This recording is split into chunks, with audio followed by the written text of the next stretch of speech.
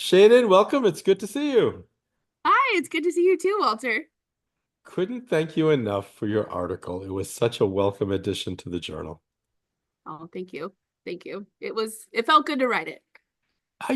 There's something cathartic about writing, and of course, there's the reflection. But then to find the words and kind of read it back to yourself and see it in print really does kind of give it some closure and make you feel like I've arrived. I've talked about it. It's now official. It's completely done. So. And you did a wonderful job. It's such a personal story and not an easy story to tell, and certainly nothing you ever anticipated. Nobody signs up and thinks, oh, someday there'll be an incident where I'm not completely prepared and we'll find out what happens when it happens. So Right. kudos to you for how you handle things.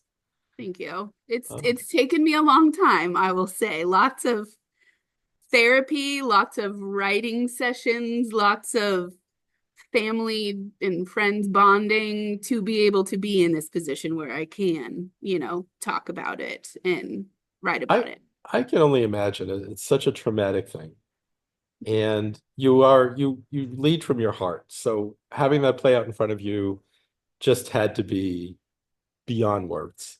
Mhm. And then the reality, which is what your article is about, how it actually hit you and realizing, wow, not only wasn't I prepared for this, but I really hadn't been paying attention to myself. I'm in a service profession. I'm there for my kids. I'm doing every day what needs to be done. And bam, all of a sudden I'm like scrambling for personal resources and realizing I may not have them. Yep. Ouch. Yep. I loved your definition of self-care, the practice of taking action to preserve or improve one's health. I think it's become such a buzzword or phrase that we're all just like, yeah, yeah, yeah, we know what self-care is. And yeah, yeah, yeah, don't bother me about that. We're all doing it. Whatever that is. And the reality is, education is such a demanding job, no matter where you sit, that you can't do enough. There's not enough hours in a day to do the job, let alone think about self-care. Correct. When you look at it in hindsight, how do you think about self-care now? I mean, it's a number of years down the road, and has Yeah. it changed at all? How do you think about it? Yes, I think it has changed. Okay. I think originally I was still, self-care is going for a walk. It's, sitting down and watching TV that I choose. Right. It's, the superficial Yes. forms of self-care, which Yep. are important. Like Oh yeah. they still are important, but I Yep. don't think they go deep enough Yeah. for how demanding this job is. And so it took me a long time to realize, oh, self-care is also setting boundaries for myself. Self-care is also speaking up and saying, I no, I can't do that. Or just saying no Right. is self-care. It is. And I don't know how else to put this. Because we're educators, we always think people deserve an explanation. Sometimes no is enough. People Correct. don't need an explanation. If you have to say no, then that has to be honored. So And I think that in this field, so many of us take on this martyr kind of personality where we are in it for everybody else. exactly. And I think that's part of what got me into the situation was that's what I was trying to do. And then on top of that, I'd also had my own child. So now I'm adding, one more to the mix that Right. um is demanding my time after school as Yeah. well Yeah. and weekends, Yep. as he should. He's adorable. I love him. Oh, yes. Oh, yeah. Um, but it becomes too much, and we can't be that for everybody else. And so, how do we do this job passionately Yes. and well, but have boundaries for how far we're going? Because we can't do it all. It is not our job as teachers to be the savior for the world. As much as I feel like we believe that we should be, we can't do that. Well, it's why we all get into it, right? We all want to make that difference. But Yep. I definitely said after we had kids, and I'm talking about when they were still really young, I don't know what I did with all the free time I had before I had kids. I Right? just took it for granted. Yes. So when you talk about self-care, that is not a moot point. That is huge. It's like, oh my God, I used to have weekend afternoons completely to myself. Now Mhm. it's nothing but duty after duty after duty. And maybe Yep. when the kids are laid down for the night, you have some time to actually catch your breath. It's a whole different. Yep.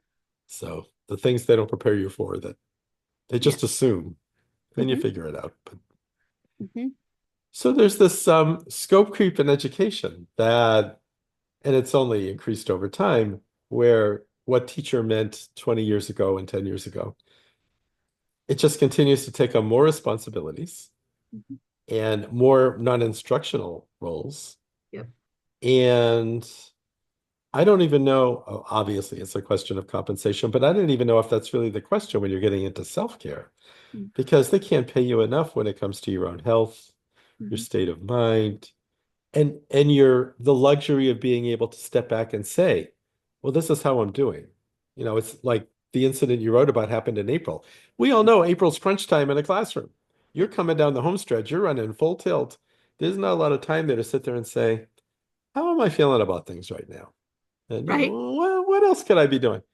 And so, and the fact I was just having this conversation the other day with someone, there's the classic backhanded compliment that the better you are at what you do in education, the more they throw work at you.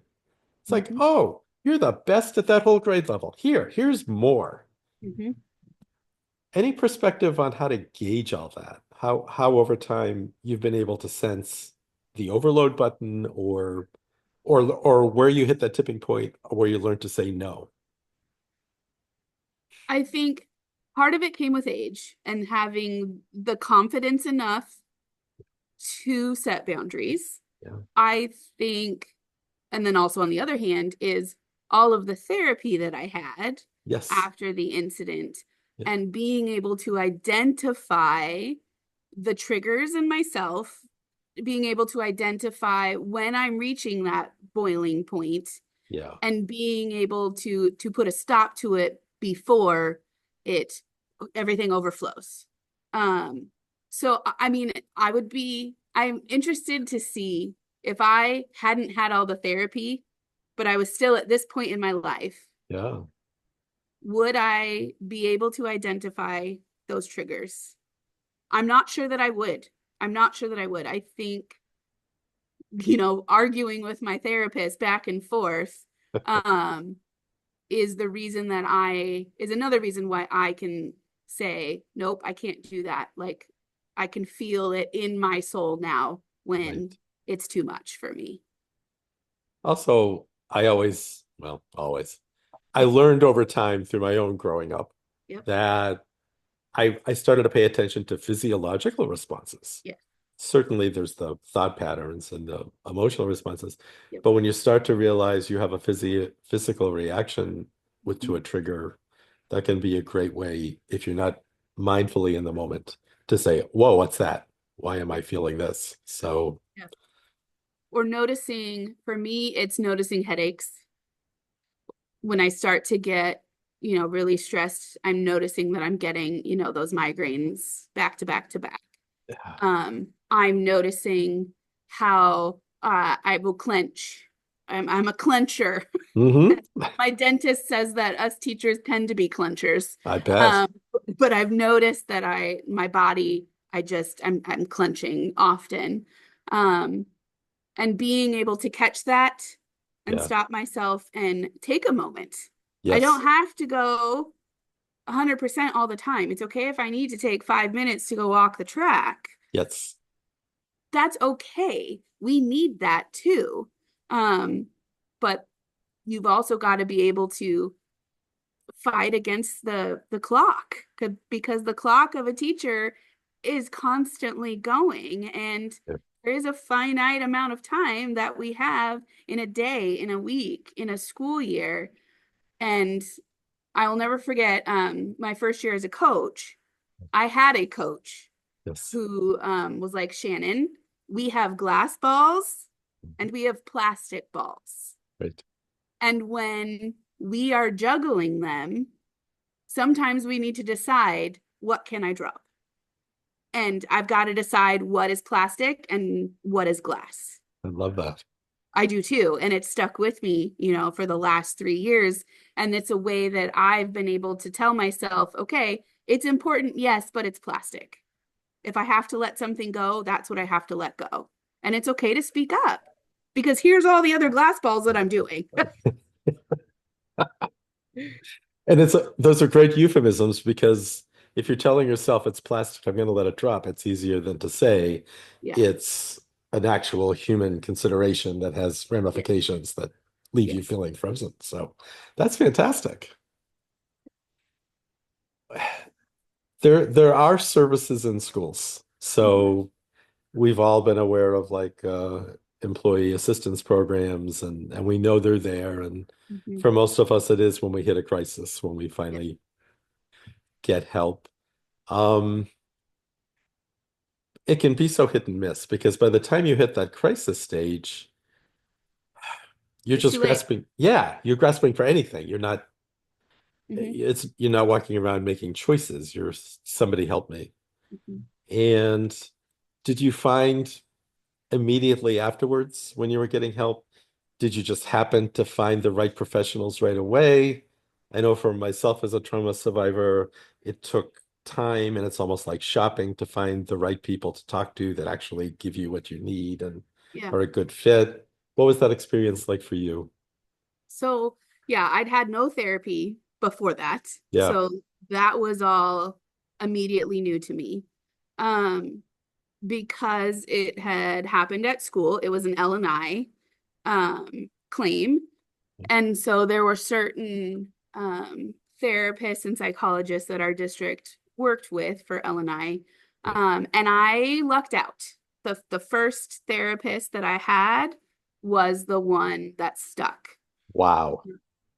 And so I found that part easier. But the hard part for me was just adjusting to therapy, because again, I'd never had it before. Yes. And so you have these pictures of people laying on a couch and a box of Kleenex, and they're just crying and kind of venting. And Right. and that's not what it was for me. Like, there No. were very specific things that I had to go through. Like, we had to go through re-exposure therapy, where I'm having to describe the incident over and over and over again until I could be able to talk about it without going into a full-blown panic attack. Sure. So those were the things that was hardest for me. The connection between me and my therapist worked out. Right. His sister was a teacher. So that Ah, was kind of an interesting dynamic that he was able to bring, because there were times where I would push back on him. I'm like, no, that's not how it is. Like, that's yes. not, no, you Yes. could tell me to do that, but that's not what us teachers do. Right. And he would be like, oh, whatever. And then the next week he'd come back. He goes, yeah, I talked to my sister. She said, you're right. Um, that it's not that easy to separate, Yeah. yourself as a teacher from caring about our students, I think is, what we were talking about. Mhm. Um, so yeah, I lucked out with him. It was more just, I had no idea what therapy was. And I wish it hadn't been so much of a stigma And prior. really can Yeah, be still. I mean, it still is. But going back, yeah. not quite 10 years, but Yeah, it was even worse then. of course. Um, and so it if I had had a therapist prior to that incident, could I have recovered differently? You mentioned that in the article too. Yeah. And who knows? You Who know, knows? um, it's wonderful. It's one of the services you offer by sharing this experience is addressing that just unspoken stigma. Yeah. And I think we get it from our families, we get it from society that somehow going to get help is a sign of weakness or a sign of you've had to give up and you can't do it. And of course, that's absolutely not the truth. And so being able to talk about these experiences gives other people permission Yes. to understand that it's available. And honestly, at certain moments in our lives, it's critical. You just know you need help. So so important. And it's a sign of strength. It I really think is. in It is. hindsight now, it is a sign of strength to ask for help and to be proactive about your own mental health. I one of the things that just comes out loud and clear from your piece is to have good self-care, you have to have self-awareness that if you're just kind of going through the motions and you think you know, and you've never really been aware of your own Mhm. processes, just how you think and act and live, um, how could you possibly really be practicing self-care? Because you're just used to getting up every day and you feel invincible. You don't anticipate any reason why you're not doing everything you need to be doing. And bam, life has a Bam. way of waking us up. And there you go, Yeah. off to the races. Right. You did mention panic attacks. And for people who may not have any experience with that, they can be really debilitating. This is not, I mean, it just sounds like, oh, you got anxious. Oh, you Yes. were worried. But this is so much more than that. It I I can laugh about it now, but Yeah. the first time that I had one, Yeah. which was the day after the Mhm. incident, um, I didn't know what was going on. Like I literally thought I was having like a heart attack. Like I was having, I called it like electricity Mhm. running through my arms. It Yeah. was the weirdest feeling. I was freaking out. Um, and I called my best friend who was a nurse. Yes. I was like, I am I dying? And she was like, no, Shannon, you're having a panic attack. So I had to reach out and even have someone help me identify what was happening to me. But, you know, yes, the racing heart, but you literally feel like you were, for me, I felt like I was back in that situation Of and I course. didn't know how to get out. Yeah. And I will never forget the feel of the electric shocks down my arm.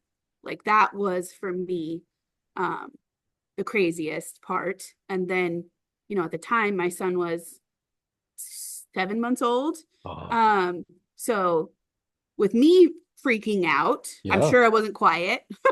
Right. He started, a baby. He Yeah. was freaked out and crying. And then that just sent me over the edge even more. Of course. So, my husband is running him next door to the neighbors. Yep. And then he comes back and he's like, oh, what the hell is happening? Right. He didn't know either. Um, and I was so cold. I was so cold. I remember Joel grabbing like 5 blankets and just Hmm. like wrapping me up and bear hugging me on the floor. Hmm. Um, and later, one of the things that tended to help me Yeah. was weight. Huh. Somebody, my coach at the time, Yeah. one of her strategies for me was when I started to amp up, she would Yep. come behind me and put weight on my shoulders Ah, or weight on my legs. And I don't know why, but that's what started to help. And so I think him doing that in the moment, yeah. unknowingly, Yeah. Yeah. helped bring me out of it. But it was an hour. That first one was an hour long, and I had no strategies. Of course not. Oh, like you said, how do you even know what's going on? And Yeah. it's got to be so frightening. It was. And then I was exhausted. I don't know if I've ever felt that exhaustion other than, the first few days Right. with a newborn. Well, of Uh, course. Yeah. yeah. So over time, is it something that you learn to manage? Yeah, so that when you feel them coming on, you feel like you have more skills and strategies to manage that kind of thing? Yeah. And I feel like I've been able to manage it better on my own. I Good. still have a tendency to reach out for help. Sure. Of course. Uh, because of the village at the time that got me through it. I think Hmm. that that's just continued for me. But um, like I said, the weight. If I feel it coming on, I now have a weighted blanket and I Yes. can go lay in my room under the blanket. And that weight, again, for some reason, helps. Yeah. Um, I tend to go outside. Hmm. Being outside and going for a walk works for me. And Yeah. that took me a while to figure out. I had to do like literally laps around the building, Yeah. but that's one thing that helped bring me back. And now I can see that, I can recognize it, and I can go walk the track.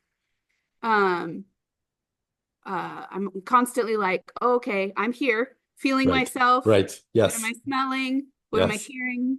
Like I am here in this moment, being able to do that. And then being able to talk about it Yes. through trial and error. I learned that when I was heading towards a panic attack, if I couldn't express my fear, my anxiety, I went into a panic attack. But if I'm at least able to voice it to somebody and somebody is there and is listening and is helping to bring me back, usually I can de-escalate. But if someone's like, oh, we can't right now, or, you just got to shake it off, That, I lose it. and so much of it is that sense of feeling like you're being hijacked and taken back to that traumatic moment. So everything you're describing makes sense because whether you're outdoors and feeling the fresh air and the sun and just being out of a different setting, or doing laps or interacting with others, it's getting you to pull back into the moment and understand you're okay, you're safe, you're not being I keep using the word hijacked to that But it's other. true. Like you Yeah. don't feel like you are in control of your own body. Yep. Just an awful, awful experience. Um, so you mentioned that you're coaching now, I am. and I'm really wondering and wanting to hear your perspective on this. Um, talking to an old guy who has perspective. When you look at younger teachers coming in and everything that's asked of educators today, um, how do you perceive new teachers coming into the profession? How do you try to help them to even begin to prepare for the workload? Yes, but for the stressors and for the self-care. Yep. Um, I mean, one thing from the get-go is I've tried to tell them it's okay to say no from the start because I don't know if anyone ever told me that in the beginning. Me either. I feel like I was constantly like, got to be better, got to do this, I got to coach, Yep. sports, I got to be Yep. on this committee, I got to do this, I got to make myself be the best, look the best, whatever. No Yep. one told me I could say no. Right. And so I have tried to be explicit, like, no, it's okay to say no. You don't have to do this. There are 35 other people in this building Yeah. that can do this. Let's focus on what is most important right now, which Yes. is your classroom, your teaching, and yourself. Um, I also try to be very mindful when we do ask certain people to sit on this committee, to do this, that I'm not asking a person that is already taking on too much. I am a fierce advocate now when I am sitting with my admin or sitting at district about not adding to teachers' plates. And okay, if we are adding, what are we taking off? Yes. Because I don't ever want anyone else to hit rock bottom like I did. No. Now, I'm not saying everyone's going to have that traumatic of an experience, Understood. but there are things that we can do to alleviate the load on teachers now because it doesn't even take that big of an experience for some people to burn out. Exactly. So I will forever advocate for what is best for our teachers so that they can advocate for what's best for our students. They're lucky to have you, and that's such a wonderful perspective to bring to your work. Was talking with someone recently who works with administrators in school mental health. And they were saying how a lot of administrators worry if you start telling teachers it's okay to say no, it's okay to set boundaries, it's okay to say at the end of the day, I have a work-life balance, I'm not bringing it all home with me, that teachers will just start to willy-nilly go, oh, well, I'm just going to start saying no all the time and I'm just going to stop. And her point was no, if you're able to give teachers that permission and teach them how to set boundaries, that they're more likely to stay Yes. and less likely to burn out because they understand that everything isn't a high stakes. I've got to add that on my plate and continue to drain myself. It's a powerful thought. It is. And teachers are getting into this profession because they care, because they're passionate. Exactly. And they're not, again, we say it all the time, but they're not in it for the money. So we're in it because we care. Yeah. And if we care and are still able to set our boundaries to protect ourselves, Yeah. I'm still caring. I'm still going to reach out and do the things that I'm passionate about because I have the capacity to do that.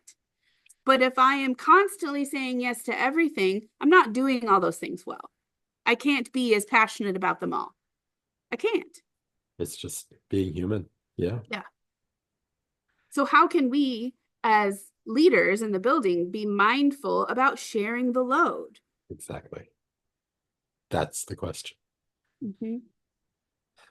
So at this point in the career, and with all this perspective and the benefit of the experience, what does the future look like? What are you looking forward to, both career-wise and life-wise? What's next for you? You know, this is my third year as a coach. Yeah. It's the first year where I really feel like I have my feet under me. Yes. So right now, getting better at coaching and finding new strategies, staying relevant in education is my number one. Of course. I do I'm an avid staff developer in the summer, and I love being able to travel the country Yes. and lead teachers and educators through professional development around Avid. That is something that fills my bucket in the summer.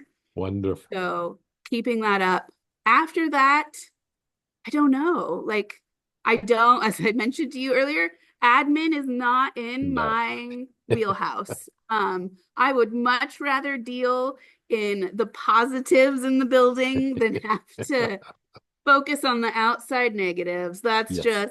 That's me saying no, I'm setting Yep. my boundary. There you go. And then just, watching my son grow up. He's in second grade. He's in the next door. He's at the elementary next door to my Yeah. middle school. And Yeah. it's awesome to be able to work in the community where he is going to be going.